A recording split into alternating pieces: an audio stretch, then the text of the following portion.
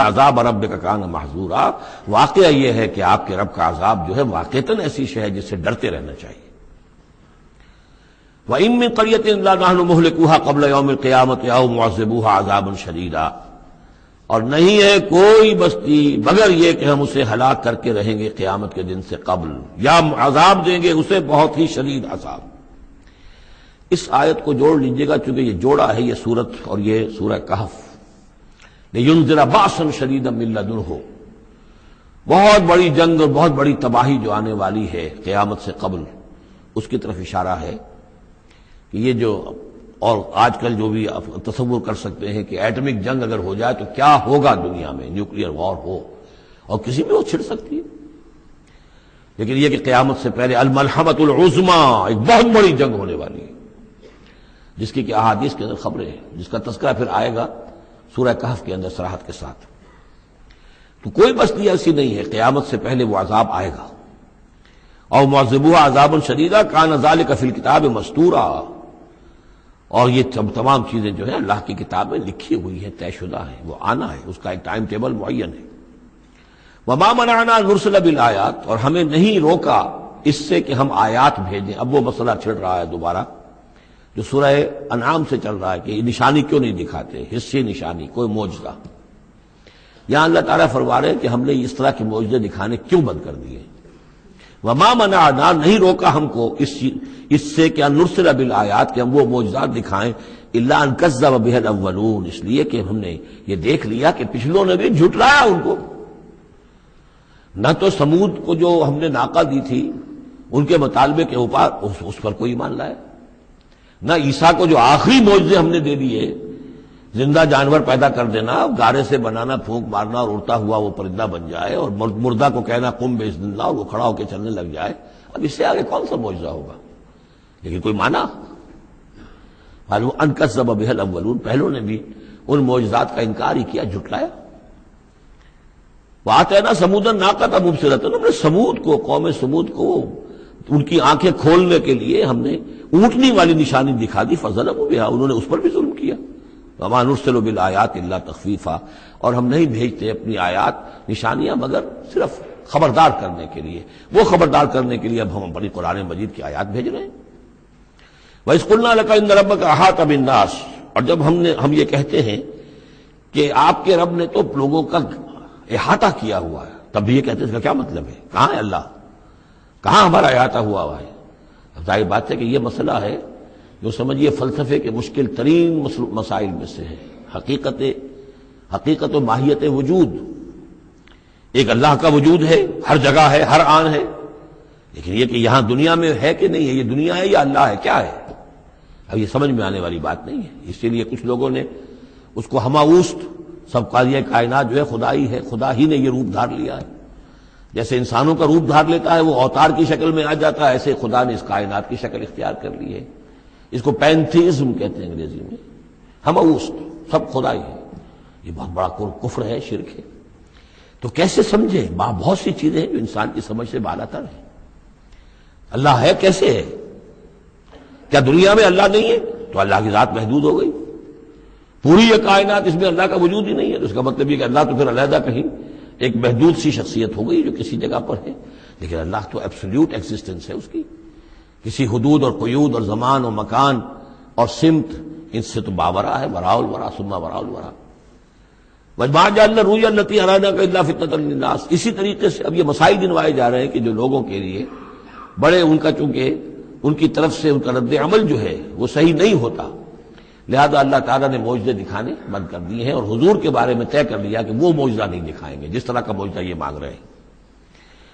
اسی طرح ہم نے جو آپ کو مشاہدہ کرایا جس شب معراج کا، وما جعلنا الرؤیا التي، رؤیا یہاں خواب کے معنی میں نہیں ہے، جیسے رؤیت بصری ہے، ہم دیکھ رہے ہیں، یہ بھی تو رؤیت ہی ہے، تو حضور کو باقاعدہ مشاہدہ کرایا، التي اریناک، جو آپ کو دکھایا ہم نے، الا فتنۃ للناس، وہ بھی لوگوں کے لیے فتنہ بن گیا۔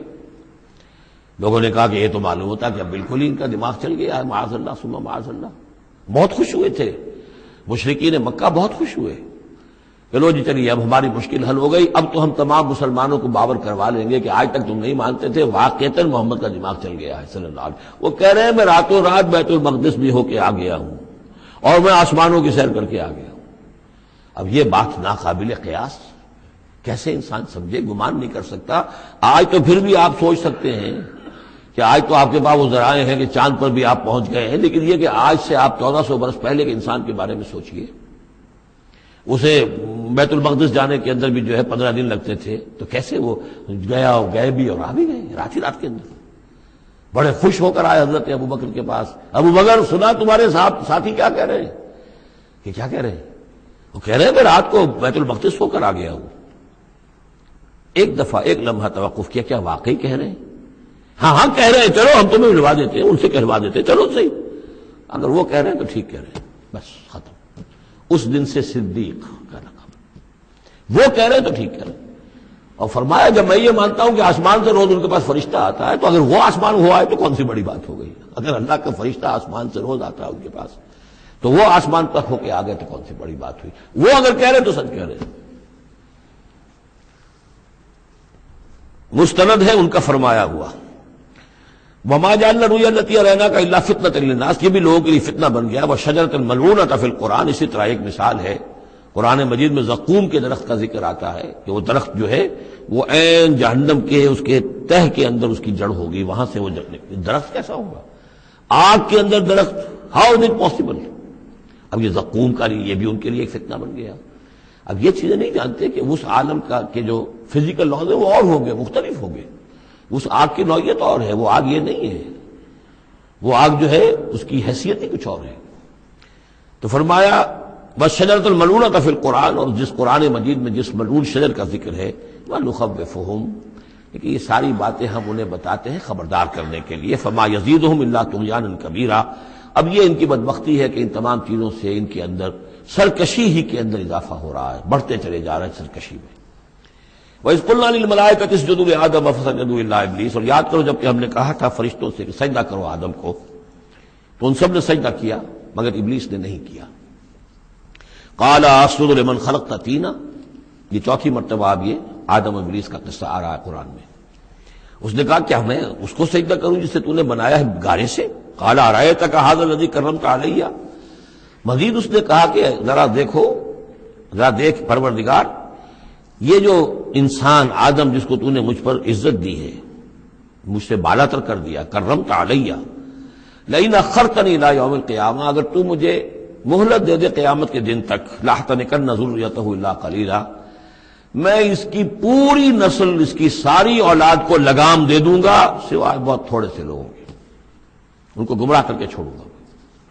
قال اذهب فمن تبعك منهم فإن جهنم جزاؤكم جزاء موفورا، اللہ نے فرمایا جاؤ دفع ہو جاؤ، ٹھیک ہے، ان میں سے جو بھی آدم کی نسل میں سے جو بھی تیری پیروی کریں گے تو پھر تم سب کے لیے تمہارا بدلہ جہنم ہے، وافر بدلہ ہوگا تمہارے لیے، تمہارے گناہوں اور سرکشی کے لیے۔